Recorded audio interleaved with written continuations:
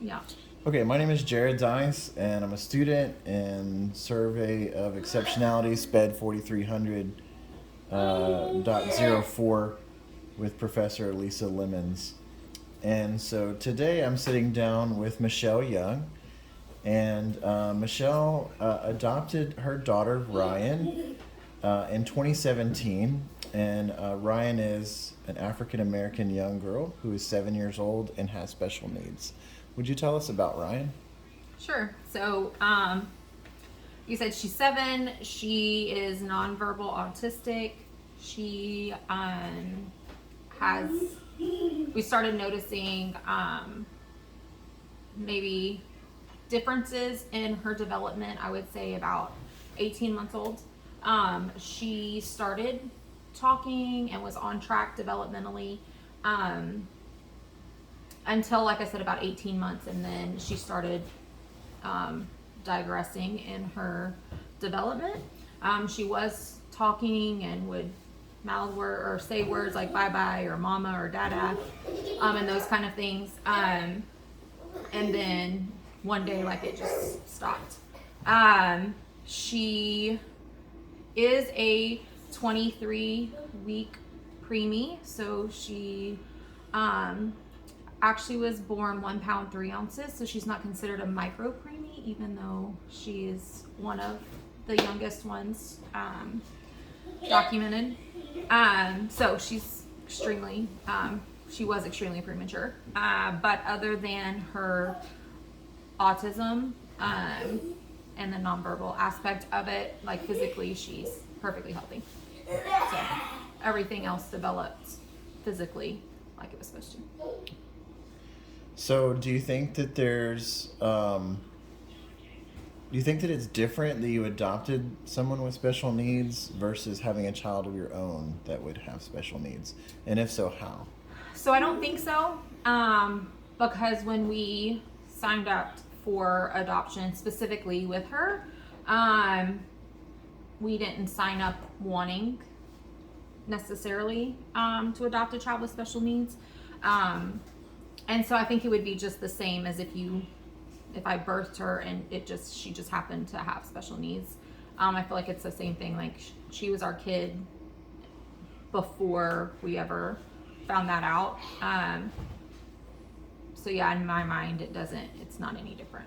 So you weren't necessarily, like, you didn't have a heads up, so to speak, okay. That was going to happen, other than her prematurity, obviously. But we really thought the prematurity was going to affect her physically. Physically, yeah. We, like, she came home on oxygen, and when we first got the call, like, there were holes in her heart, and, just a laundry list of things that were underdeveloped, obviously.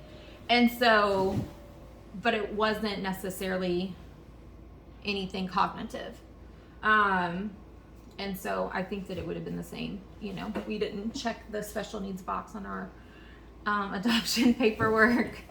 It's really weird that you do that, but not that we would be against it, but it wasn't something that we were trying to do. So yeah, I think it would have been the same, if I had birthed a kid and then just happened to be special needs. So tell me about, what are her abilities? What is she good at? Okay, so she's my biggest helper. She loves to clean up. She has a touch of OCD also, and so everything always has its order.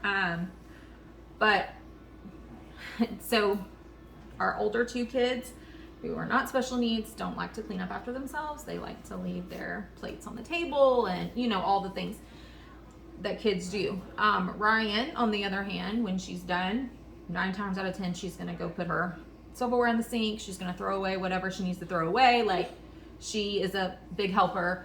Whenever we tell her it's time to go and it's time to pick up, like, she's the first one to pick up. All of her toys have a specific area that she wants them to go. So she's really good at organization. She likes all the things that are supposed to be together. All like things go together. And she's a lover. Unless she's upset. But as long as she is not upset, she kisses on your arm or her love language. And what struggles would you say that she has? Obviously communication with being nonverbal. We are working through some of those things, but I would say communication is the biggest thing. And then she has no kind of, I guess, like environmental awareness of what's going on. So like socially appropriate things.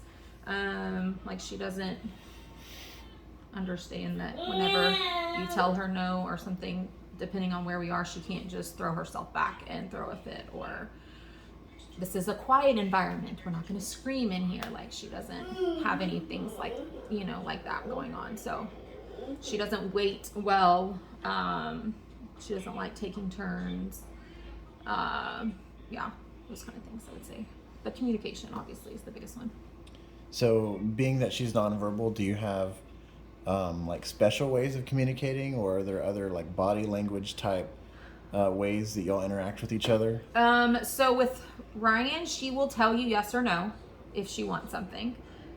And I would say probably 75% of the time, whatever it is that she says is what she means. Sometimes she'll tell you no and she does actually want whatever it is. But most of the time, if you ask her, do you want to eat? And she'll tell you yes or no. And then depending on what it is, she knows if you give her an option, like I want this or that, and she'll pick what she wants. If she wants like a peanut butter and jelly sandwich, for example, she will go and collect all the ingredients and bring it to you if you're not asking her, if she's just hungry. Or she'll go get all of the things for her oatmeal, like her favorite food. She knows all the ingredients, so she'll go gather them to have you fix it for her. She will point sometimes to the things she wants. Like if we're watching Netflix or something, she'll go up to the TV and tell you, like, point this way if she wants you to move this way, or like point to the show that she wants to watch. She does work with a communication tablet at school. She doesn't love it. Even though she loves electronics, she doesn't like communicating that way. She has a few signs that she'll do, but she pretty much has to be prompted to do that. So the main way that she communicates, so if you prompt her to say more or please or something, she will sign it as well as like vocalize it. But I would say her main way to communicate is either bringing you to what she wants or bringing what she wants to you. And then from there, if you can't figure out what it is, then it's a massive freak out. So what would you say are some of the biggest challenges taking care of Ryan? Communication. And I would say probably safety. Just because she is a big kid, but mentally isn't necessarily her age. So she doesn't realize that if she throws herself off the couch, like she could hurt herself. She's broken her arm doing almost exactly what she's in the living room doing right now. Just landing incorrectly. So I would say like safety type concerns other than the communication. Ryan Ellie, please be careful. What was the question? Biggest concerns? Challenges, yeah. Safety, communication. Yeah, she doesn't realize that she can hurt herself. What would you say is your greatest joy in being Ryan's mom? I would say that Ryan has opened our eyes to just a lot of things. Between the special needs and then her being Black, our eyes have been open to two completely different worlds that we would not have seen otherwise. And so just her innocence that she brings to our house, is probably the biggest thing, that she loves freely, even though she, also will get mad very easily and quickly. But even when she's upset, she wants for you to comfort her. And so I think that just that purity in her love for you, and that she depends solely on you because she can't do it herself, is really sweet. And it's been really sweet to watch not just me and her or me and her dad, but her with her older brothers and sisters, and then get to see just kind of that people are, not everybody's the same, and that it doesn't make her less than, and that she might need you more than a different 7-year-old kid needs you. But yeah, I would say just her innocence and her joy and laughter and all of that she brings to our family. Yeah. So you mentioned before her brother her brother Ethan, and her sister Charlie, which is your biological daughter and son. And how old are they? So Ethan is 16 and Charlie turned 15 today. Okay. Well, yeah, that's right. So how does she interact with them?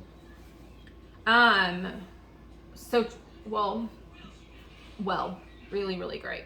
So today being Charlie's birthday, I took Charlie out and we kind of had a mommy and me day.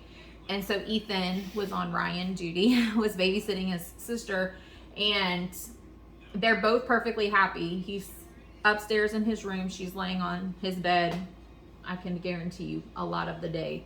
Her on her tablet, doing exactly what she's doing, watching videos or whatever, jumping, playing, and he's there next to her or in the same room with her, and he's doing his thing too.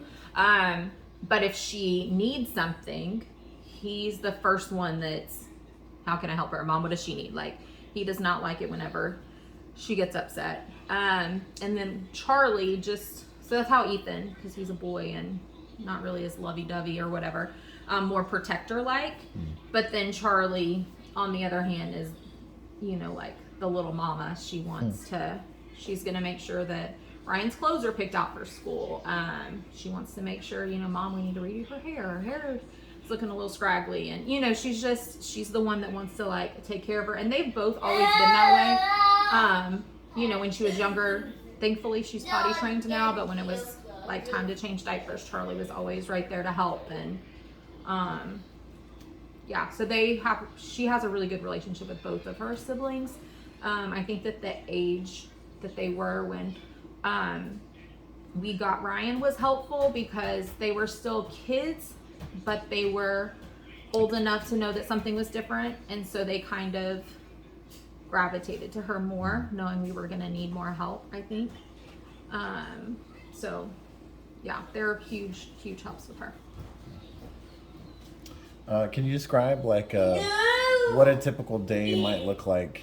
Let's say a weekday. Okay, so Ryan usually wakes us up with kisses in the morning about 7 o'clock. We get ready for school. Take her to school, drop her off. She's at school from about 8 to 3. Whenever she gets home, she's ready to go play outside most days. We have a playground out in the backyard, and she loves to swing. Swinging is one of her favorite ways to play. Or if she's not swinging, she's collecting things in the backyard and like organizing them, or looking for bugs. Looking for bugs is a new thing. So playing outside, she plays outside pretty much in and out until she comes in to eat, and then she's back outside until it's time for bed. So as long as the weather's nice, sometimes she'll take her tablet outside with her to watch TV while she's swinging. But that's pretty much a typical day. If we're here like on a weekend or something, I would say it's pretty similar. She doesn't mind playing near people or playing near like other kids. Like if our friends are over that have little kids, she doesn't mind that, and she can recognize them. Like, it's really sweet. Some of the teachers at school have sent me pictures of her with the little ones if they're both on the playground together, and they'll go up to and hug her, and she'll hug them back, but then she's like, okay, now then get away from me. But so like she doesn't mind playing near you, but she doesn't necessarily want to play with you. So yeah, did I answer your question? Yeah, okay. I think so. So does she have like particular things that she likes to eat, or things that she likes to do that I guess would be maybe different or unique from a typical 7-year-old? I would say the OCD is really the thing that's most different. Okay, so I don't really know a lot of autistic kids, but I would say like the stereotypical autistic things she doesn't do, like having to watch the same thing over and over or having to have like a set schedule. She doesn't really have that. Like she's very go with the flow with our family. We are not on a set schedule ever. So like she doesn't, have to get up every morning, do this, and then we go to school. Or if the TV's on, we have to watch this or that. But one of the things she does do that's really different is she has certain parts of movies that she wants to watch. So one of her favorite movies right now is Endgame. But she only wants to watch like the first 8 minutes and then she wants to start it over. So she gets like that with movies. She doesn't typically, even though she loves to watch it, she only wants to watch like small sections of it over and over and over. She doesn't want to watch like the whole movie all the way through. So that's kind of different. With foods, she's not a picky eater. She loves food, period. We do have a few like go-to things just because they're easy and we know she likes them. But, she's not like, okay, at breakfast she has to have this or anything like that. And so, you mentioned that she typically goes to school around 8 o'clock till 3. Obviously, you're not there during the school day hours, but like, how has your interaction been with people at the school? Like, what are some things that you feel like have benefited her from being in school? So Ryan started school when she was 3. She went from like ECI care, early childhood intervention, to the public school system. Started providing services at 3. So right before COVID is when she, and the name of the program just left me that she was in. Anyways, but she started school at about 3 years old, going to school all day. Or it was just happening. Anyways, doesn't matter. But so it's socializing has been really great. Before that, and even when we first started, she had a lot of, I don't want to call it separation anxiety, but she didn't do well being separated from me or whoever it was that she like is familiar with her. She didn't do good going into like the classroom without somebody else being there that she recognizes. So we tried to put her in dance when she was little, and it was a no-go because as soon as we would leave the room, she just freaked out. So the separation was really hard. So going to school has helped with just socializing and being not shy around people and not like unwilling to interact with other people that maybe she doesn't even know and has never met before. I would say before school, she was very standoffish. She was very closed off to people, especially people that she didn't recognize. Even if she did recognize you, she wasn't really a fan of a lot of people preschool, like before school. So schools 100% helped with socialization. Schools also helped her a lot with just following directions, even if they're just simple directions like you need to sit. Like it's helped just those basic things that you really don't think about whenever the kids need to know. So it's 100% help with that. At school now, she even will, when she sees her principal in the hallway, and even though her principal isn't somebody she necessarily interacts with often, she'll run up to her principal and like kiss her principal on the arms. Everybody knows her in her school, I swear to you, because she does have a big bubbly, most of the time, personality, and so I think that she's pretty easy to get along with. So yeah, school's been really helpful socially, I would say, for sure, and just establishing those really baseline skills that you probably don't think of. And when we're at home, it's hard for us, unless we were in like a stricter environment, it's harder to establish those things, I think, at home when you're in a comfortable, familiar environment. And how often do you interact with some of the teachers or the admin or like specialists from the school? So this year's actually been a hard year. She had so her school last year, her teacher and all of her paraprofessionals in her classroom were amazing. They were very structured. They had a really high expectation on what was expected at school. Last year she was in kindergarten, so it was the first time that she went all day long, and it was a lot more structured compared to the PPCD program that she was in previously. So the expectations were a lot higher. So last year we had a really, really, really great experience, and she grew exponentially last year as far as educationally. This year has been a rougher year. Her teacher from last year moved away, so she got a new teacher this year. And all new paraprofessionals in her classroom. The teacher that she had was not nearly as structured. And just for Ryan, one of her ways of getting out of things or not doing what she's supposed to do is laughing. Because she's learned that if she laughs, people think she's cute and she won't get in trouble. Her teacher last year was great, and he was this big giant dude and was like, yeah, you're real cute, but we're not laughing. Like, now's not the time. So if you're gonna go into a laughing fit to avoid work, she would have to go to like her cool down area or whatever. And so he was like a no nonsense, very structured person. This year they all drank the Ryan Kool-Aid, and she's like does whatever she wants. So anyway, so her first teacher was in a car accident and ended up passing away. 2 of her paras in her classroom ended up leaving. So she went several months, that happened in October. She went several months then with just like substitutes, and in a special ed classroom, she's in the life skills class, which is the lowest functioning classroom. And there's 6 kids in her classroom with 3 adults. It's a hot mess in there. Her new teacher, they do have finally a new teacher that started right at the new year in January, and she's great, and I know that she is great with my kid.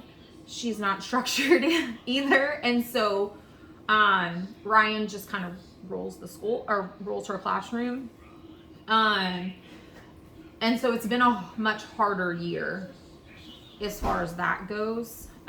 So I've been a lot more involved this year because the communication hasn't been good. Like, there's just been a lot of things that I've had to, when I pick Ryan up, I can't ask her, how was your day? What did you do? What did you learn? What did you eat? Did you go to PE? Like, I can't ask her just the basic normal questions that you would ask even a preschooler getting into your car. That you're picking up for school. So I rely on communication from the school to be able to find out, like, hey, what'd you do today? Like, it doesn't even have to be educationally, like, oh, she had a great day. She went and last year she would go a lot and help them collect like trash and help, they would give her different tasks because she likes to help.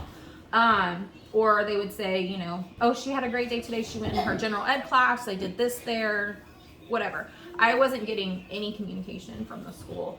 From the first teacher, even really now, it's gotten a little bit better, but so that's been really hard. And so trying to explain to the admin, like, I think you don't understand what nonverbal means. Like, she won't even ask, like, even when I ask her, "Why did you have a good day?" That's not really a question she's going to answer because it doesn't have a lot of meaning to her. If I ask her, "Do you want to eat?" Like, that means something to her. If she had a good day, that doesn't really mean anything to her. So communication in the school has been really, really hard. It's been severely lacking this year. So yeah, that's my biggest complaint.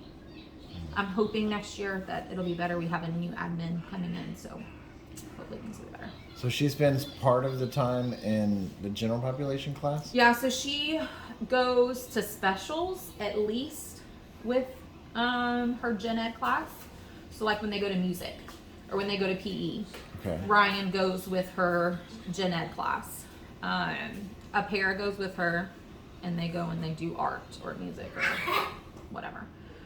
So yeah. And I have zero communication with her gen ed teacher though. Oh, okay. So like, I didn't even know who her gen ed teacher was until we went to field day a couple weeks ago. But I mean, it's her special ed teacher that I communicate with. So they have you participate in like an IEP or Yeah, so we just do that annually, and it's towards the end of the year. And so it's towards the end of the year for the following year. yes, Okay. yeah. So there's not a lot at the very beginning of the year, and like I said, with her teacher passing away, we didn't get to do like a meet the teacher really at the beginning of the year, because by the time that was coming around, she had already passed. Which I get is not, I mean, obviously it's not the school's fault that the teacher passed away, but just because of the extenuating circumstances we've had this year, the communication has been terrible. So like, I really don't even know what her day looks like this year. I knew last year exactly what her day looked like, you know, that they spent 15 minutes doing this, and then they would transition 15 minutes doing this. And they had a very strict schedule. There's also only 3 kids in her classroom last year with 3 adults. And this year there's 6. And Ryan's one of the highest functioning, so her classroom is. Are there ever like instances where maybe Ryan gets upset or something, and maybe she's out of control, so to speak, and like where they're like, "Hey, we need you to come help," or? So well, we've had that hasn't ever happened before. This past week, she's been having kind of a hard time in class. And because her classroom is so, they've never called and said, I need you to come get her. But because I have been in her classroom as like classroom mom for a couple of their parties and things, so I've seen how crazy their classroom is. So when her teacher texts me and said, hey, she's having really a hard day, when we ask her to do things, she says no and freaks out. Or right now, her big thing is if you tell her no, she loses it. Like, she does not like the word no right now. She has to be told no. Like, it is what it is. Like, some things you can't just do. So we're having a lot of freakouts in this stage that we're in. And so her teacher called me and said, hey, we're having a really hard day with Ryan. And I volunteered to come pick her up because I know that her classroom, like if Ryan is adding to the chaos in the classroom, that she's probably not getting anything done. And because I do work from home, so I'm able to do that. So I have gone and gotten her twice this year, which I've never done before because of her behavior. But then like the day after that, she had another instance where she kind of freaked out a little bit and threw a fit, but her teacher didn't call me, and she just kind of walked through it, and then she was fine. And so then her teacher was like, I think maybe she's playing us. Like, she threw the fit wanting to go home, and then when she realized she wasn't going to get to go home, like, she got back to work. So I don't know. I don't know if she was playing us or what exactly, but no, typically we don't have that happen. And we are kind of going through a little phase right now, but hopefully we'll be past it soon. I'm over it. I imagine that being an adoptive parent of one race and having that interracial or transracial adoption, that presents, you know, its own difficulties and challenges, and then to add the fact that Ryan has special needs. You talked a little bit earlier about just how having Ryan in your family as an addition has kind of opened your eyes to these 2 different areas. Can you talk a little bit about that and tell me, like, what is it like interacting with people outside of your family, and like, have you ever had instances where, you know, maybe you feel discriminated against or ostracized because of your family? Yeah. So when we first adopted Ryan, my husband, up until this point, we pretty much just see now his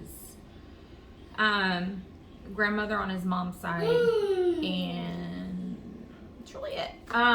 We've had a lot of family members that have, on his side, that have told us that she's not part of our family, that they didn't agree to this, mostly because she's Black, not special needs.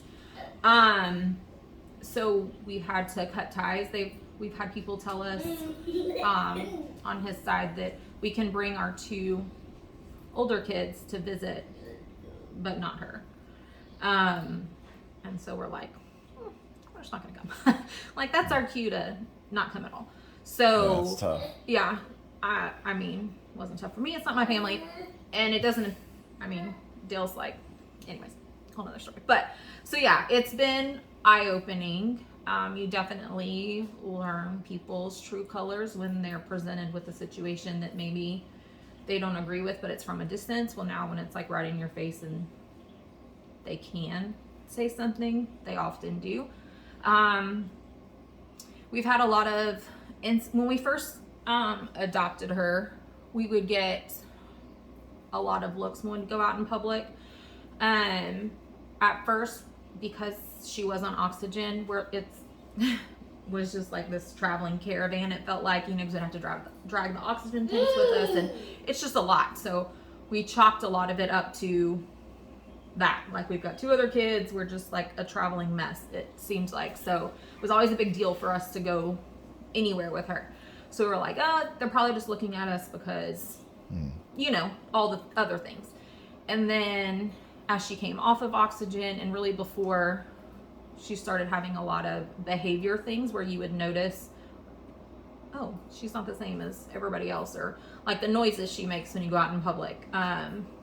We forget the noises that she makes because we're used to it. Okay. But then when you're out in public and, people turn when she squeals or whatever, you start noticing. But we've gotten a lot of looks, but we've had to just stop looking at people, because we don't know if they're looking at us because out of disapproval, or just looking because they're not expecting to see a Black child with a white family.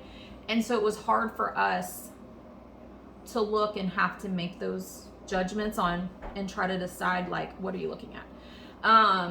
So it's better for us just not to look. Does that make sense? Mm-hmm. That way we don't have to even deal with assuming why they're looking at us. So yeah, so we've just kind of stopped even looking around. But we've had friends go out with us that aren't used to it, especially in the very beginning, that were like, why are they staring at us? And we're like, I don't know, we're just gonna keep our head down and we're gonna keep going. It's just easier, because then what do? Like, you're gonna call them out? Like, we're not gonna, what are we gonna do? Like, make a huge scene, So it's just easier if you just keep your head down and don't look. So yeah, so it's been a lot. And like I said, as she gets older, you don't know, like, okay, are they looking at us because she looks different than us, or are they looking at us because she's making these crazy sounds, combination of both. And maybe none of it. Maybe they're just glancing up unexpected and they just haven't fixed their face yet, mm-hmm.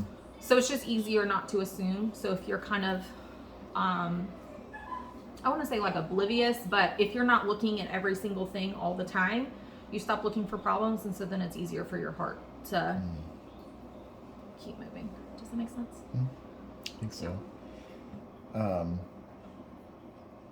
What would you say is something that God has taught you through parenting a child with special needs? A lot. I would say for sure his patience, and just his goodness, and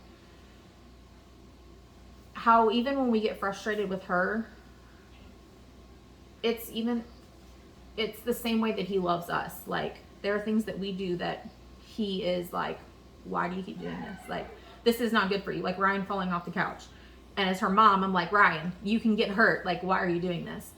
And so in the same sense, like, when we do things that we're not supposed to, or we're choosing things that are not good for us, and God's like, why do you keep doing this? So, like, it's just a constant daily reminder of just how good he is, and how, like, his forgiveness, but also his love. Like, even when Ryan falls off the couch 20 times, or even when she broke her arm because she was being silly, and I keep telling her, Ryan, stop doing that, and she falls, and I'm like, okay, you got hurt. My response wasn't irritation that she didn't listen to me. My response was, oh my gosh, my kid's hurt. How can I help them? Like, and love on them. And so I feel like in my mind, it's the same way, like, God looks at us like, Obviously, is he disappointed or doesn't like our actions or our choices? Yes, but it's not a figure it out on your own. Like, you made this mess, like, you know, this consequence is on you. Not that we don't have consequences, but he's always there, like, continually pursuing us, continually trying to protect us and redirect us back to what he wants us to do.